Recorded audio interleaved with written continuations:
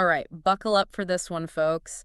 You've sent us a bunch of sources on the Banach-Tarski paradox, and It's a doozy. it really is. It's like, imagine this. You take a solid ball, like a billiard ball, Yeah, okay. cut it up into pieces, Uh-huh. and then you reassemble those pieces, just like a puzzle, but you end up with two identical balls. That's the paradox in a nutshell. It sounds impossible, right? Like you're getting something for nothing. It totally does. It feels like we're breaking some fundamental law of physics, you know? Well, in a way we are, but not in the physical world. The Banach-Tarski paradox is a mathematical statement, not something you can actually do with a real ball and a saw. So then what are we talking about? If it's not about a real ball, what's getting doubled? We're talking about abstract sets of points. These sets are incredibly complex and infinitely scattered, so they don't behave like the solid objects we're used to. Okay, so this is where my brain starts to get a little fuzzy. How can you even double something, even theoretically, without actually adding anything new? Right. Well, the key is in how these sets are constructed and rearranged. Think of it like this. Imagine you're measuring the coastline of Britain. The closer you zoom in, the more details you see, and the longer the coastline appears to become right. I see where you're going with this. Non-measurable sets, like the ones in the Banach-Tarski paradox, are kind of similar. Their size is ill-defined because of this infinite complexity. So they don't really have a volume we can measure in the usual way. Exactly. And this is where our normal intuition about volume breaks down. The paradox uses this kind of loophole to allow for something that seems impossible in our everyday experience. So were there any hints, any earlier discoveries that suggested something like this could even be possible? Before Banach and Tarski, I mean. Yeah, actually, there's a concept called Hausdorff's paradox. It was discovered back in 1914, and it involved a similar kind of decomposition, but with the surface of a sphere. So Hausdorff's paradox was like a precursor, a hint that things can get really weird when you combine set theory and geometry. Precisely. It laid some of the groundwork for the later discovery of the Banach-Tarski paradox. But what really makes the Banach-Tarski paradox work is something called the Axiom of Choice. The axiom of choice. That sounds pretty important. Can you explain what that is? It's one of the fundamental building blocks of set theory, but it's also led to some of the most mind-boggling results in math. So infinite sets, non-measurable objects, and now the axiom of choice. This is getting pretty wild. Can you break down the paradox a little further? How do we actually get from these abstract concepts to doubling a ball? Sure, so the whole proof is quite complex, but we can break it down into 4 key steps. The first step involves something called a paradoxical decomposition of a free group. Okay, free group, that sounds like a whole other can of worms. Can you give us like a simple explanation, a quick ELI 5? All right, imagine a set of instructions, like steps in a recipe. A free group is like that, except you can combine these instructions in any order without changing the outcome, like rotating a square 90 degrees clockwise or counterclockwise. It's free because there are no restrictions on how you combine those rotations. Now imagine splitting this group of instructions into subsets and rearranging them, kind of like shuffling letters in a word, to create 2 identical sets of those original instructions. So we're essentially playing a mathematical word game with rotations. Kind of. And that brings us to step 2, finding the free group in 3D rotations. So it turns out there's a group of rotations in 3D space that acts just like the free group we were talking about. Okay, so we've found a way to apply our abstract rotation game to an actual 3-dimensional object. Exactly. And that's where things get really interesting. Step 3 is called extending to the sphere's surface. Since our group of rotations works on the surface of a sphere, we could apply that same paradoxical decomposition from step 1 to that surface. Hold on, are you saying that we can double the surface of a sphere using these rotations? Yep, that's exactly what I'm saying. Yeah. And the final step from surface to solid ball is where we extend that decomposition inward to include the whole ball, except for the very center point, which needs special handling. Wow, so we've gone from abstract groups to doubling a solid ball.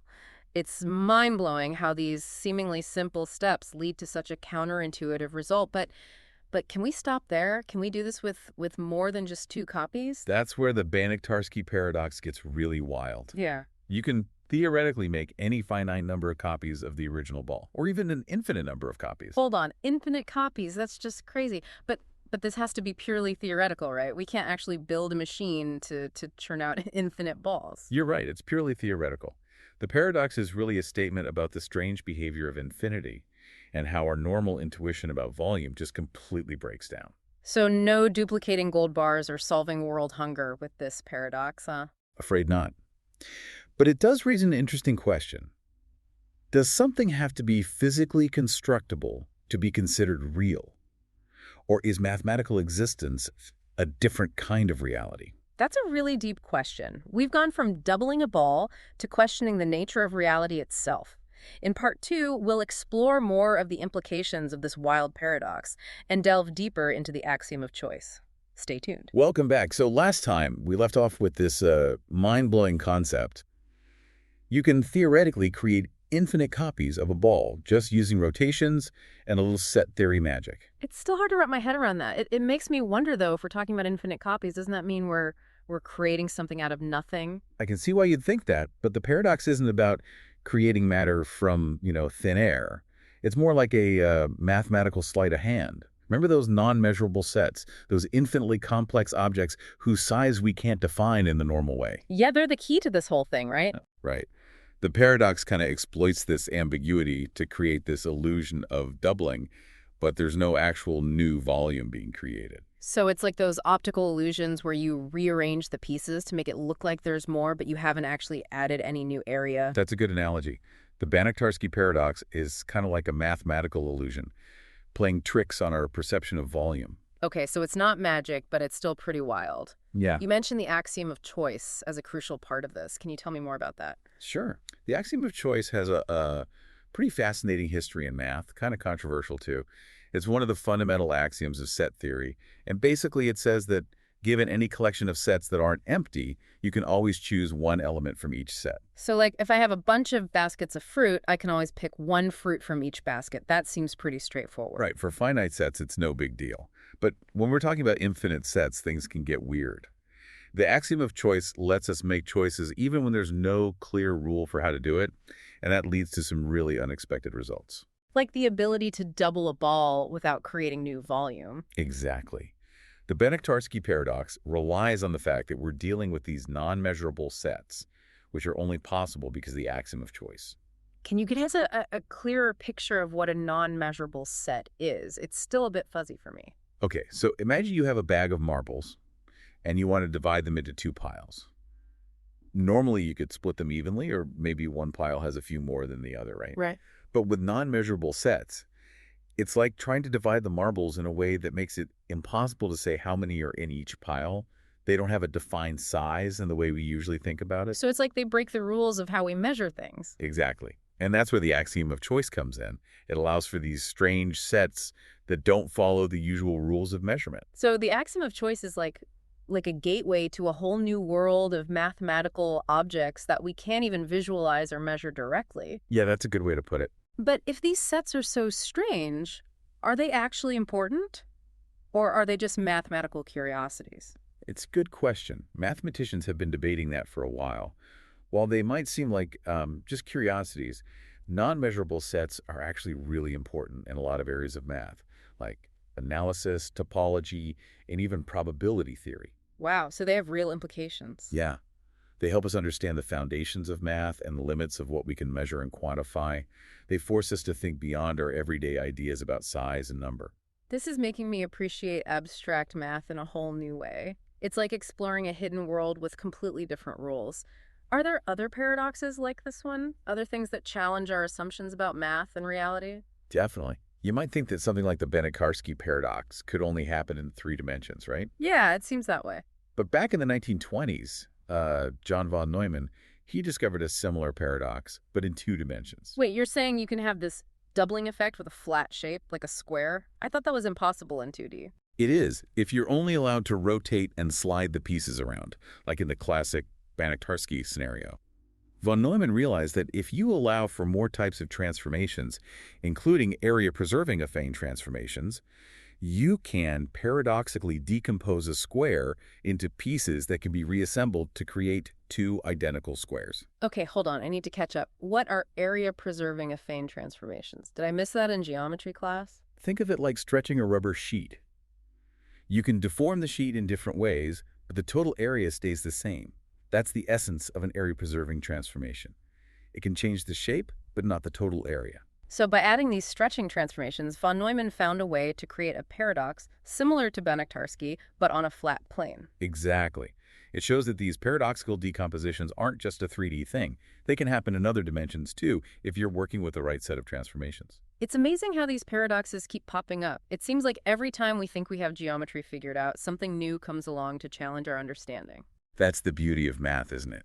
It's full of surprises. This deep dive has really opened my eyes to the weird and wonderful world of abstract math. There's always more to discover. In the final part of our deep dive, we'll look at some of the philosophical implications of these paradoxes and what they might tell us about the nature of infinity and the limits of human understanding. Welcome back to the show. We've been on quite a journey with this Banach-Tarski paradox, this idea that you can take a solid ball, cut it up in just the right way, and then reassemble it into T2O identical balls. And it all comes down to those non-measurable sets, those infinitely complex sets of points that just completely mess with our usual ideas of volume and measurement. Yeah, it's like we're not actually cutting up a real ball. It's happening in this world of abstract math.